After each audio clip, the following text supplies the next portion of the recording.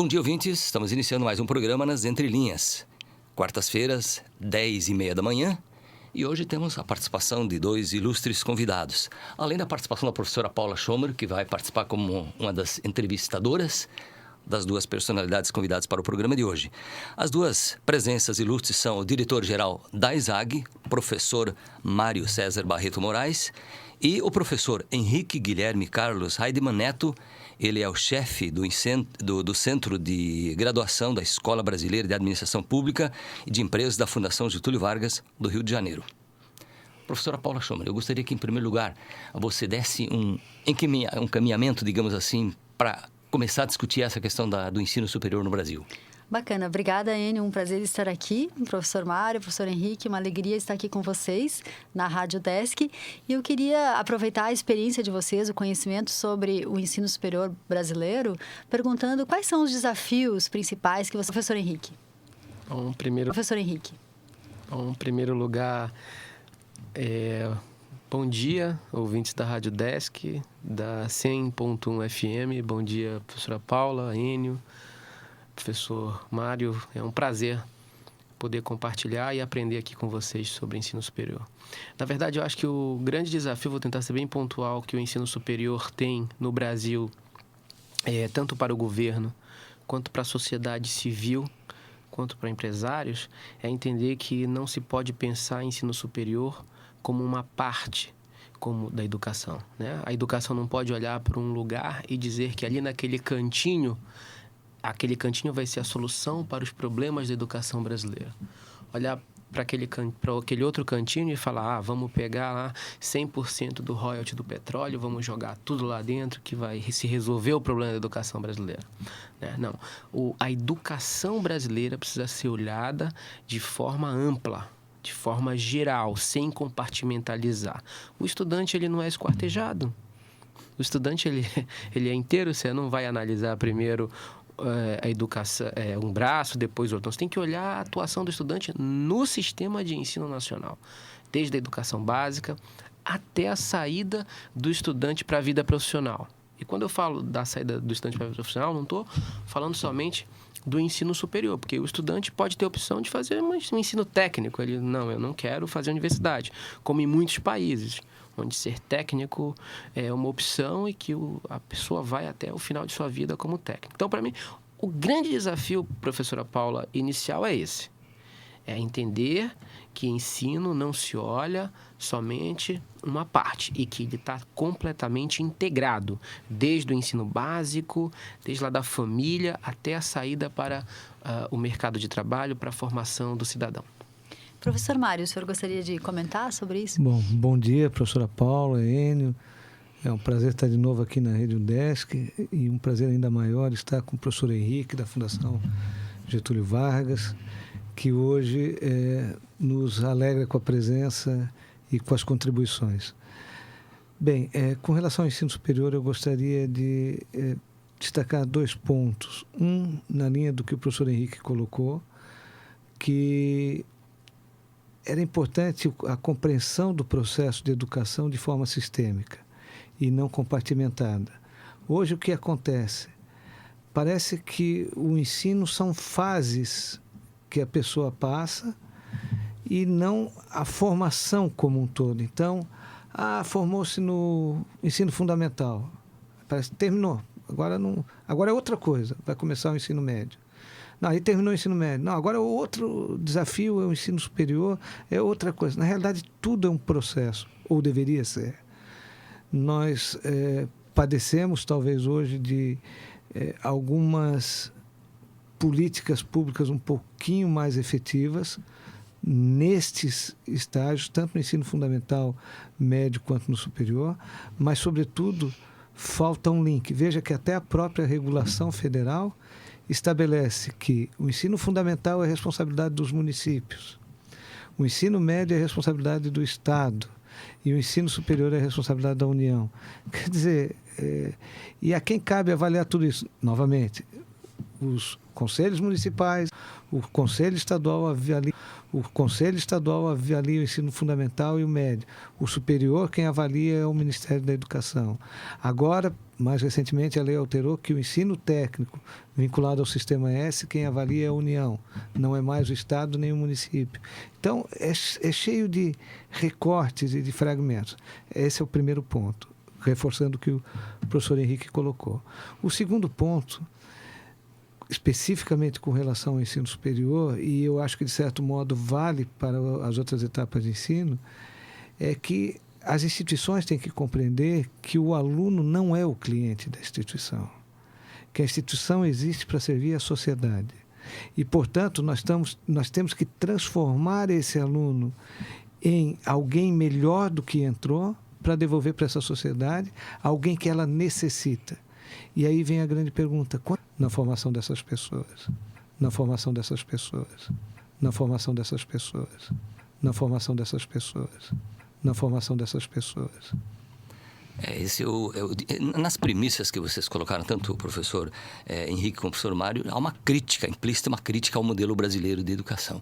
Eu gostaria que o professor Henrique colocasse alguns dados, uma geral assim, sobre das distorções que existem no modelo educacional brasileiro, desde o segundo grau, o ensino médio, o ensino fundamental, até o ensino universitário. Na verdade, eu acho que a crítica ela vai além do sistema de educação, né? Nós temos um modelo federativo no Brasil que...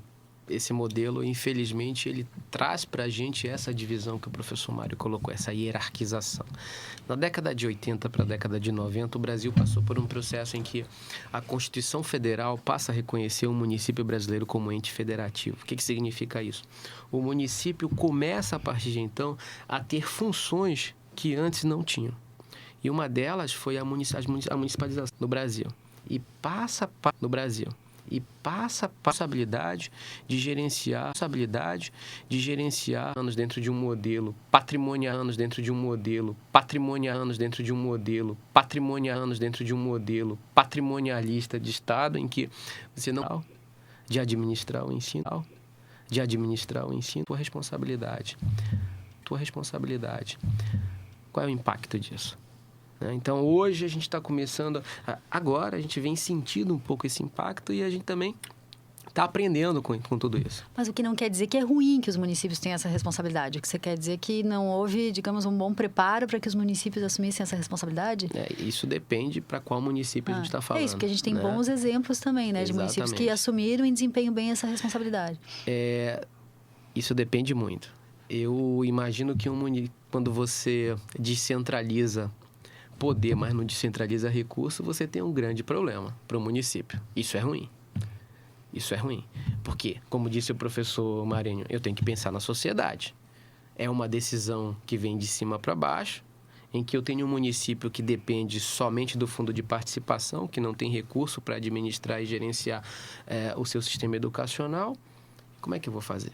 Agora, por outro lado, municípios que têm milhões de reais de royalties de petróleo, municípios que têm arrecadação quase igual aos municípios maiores do Brasil, como por exemplo o município de São Paulo, você vai ter recurso para gerenciar.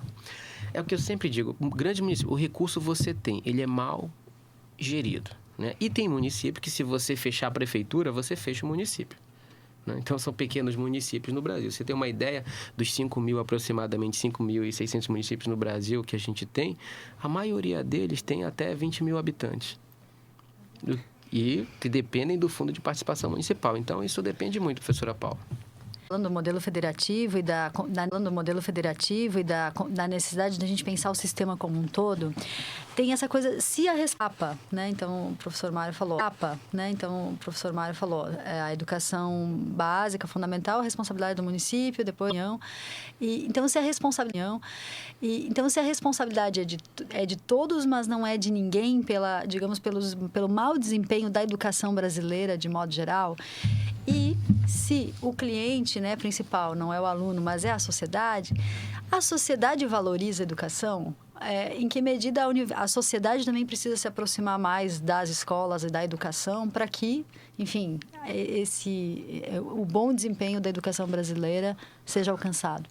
Bom, professora, na realidade nós temos um paradoxo que a senhora está colocando. Não diria um paradoxo, mais de um paradoxo. Não diria um paradoxo, mais de um paradoxo. Bom, primeiro é... Mas por isso.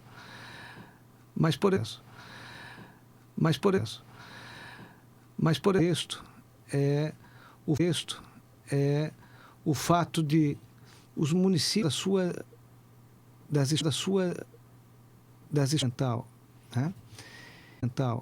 né? E quem determina a política dessa escola não é o município. Ou seja, ele tem que cuidar, mas não é ele que faz a política e nem faz a regulação. Sim, então, como disse antes o professor Henrique, você dá a responsabilidade, mas não dá o poder nem do recurso. Exatamente. E nem da regulação. Então, vamos pegar uma questão bem simples. Ontem,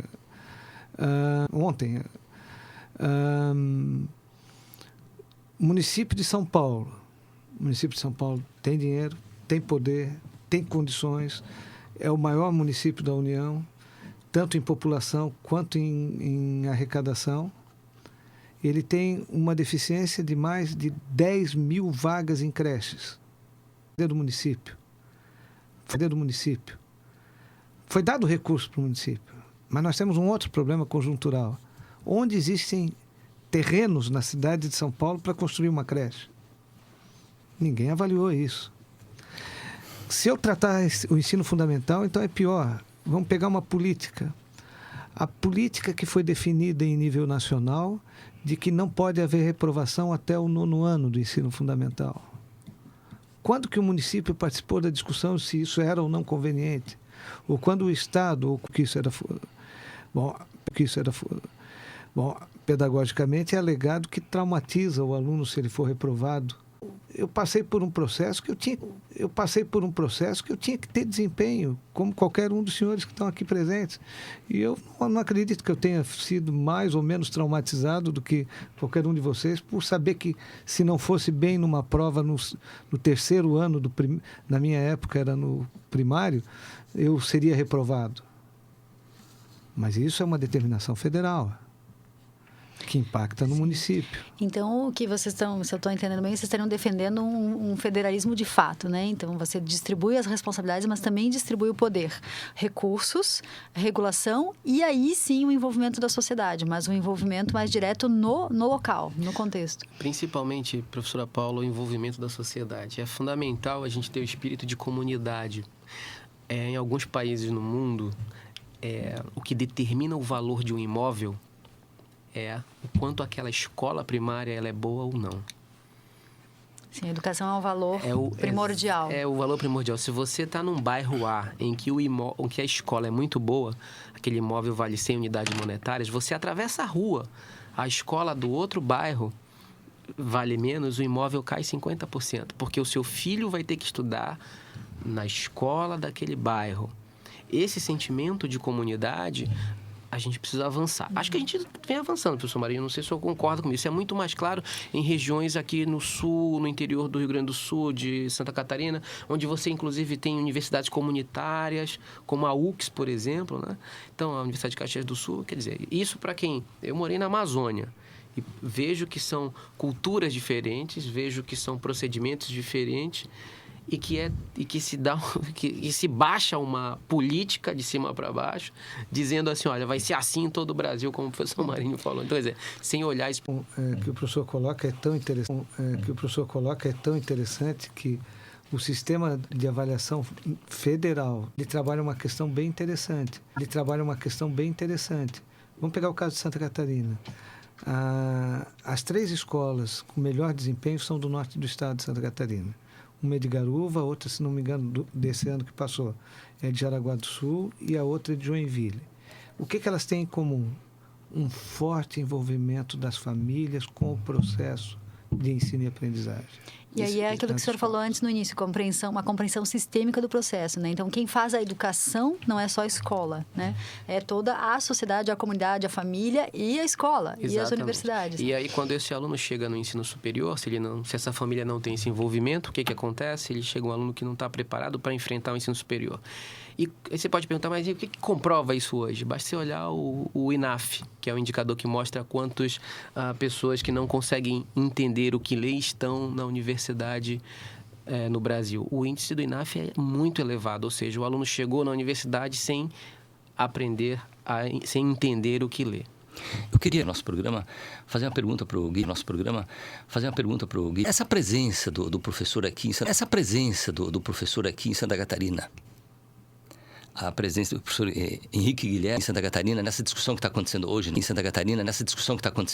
UDESC, na ISAG, qual é a proposição? Onde é que se quer chegar? Essa discussão tem que rodar dentro da universidade? Enfim, qual é a proposta dessa discussão e o que se pode fazer na UDESC em termos de educação nível superior? Eu lembro que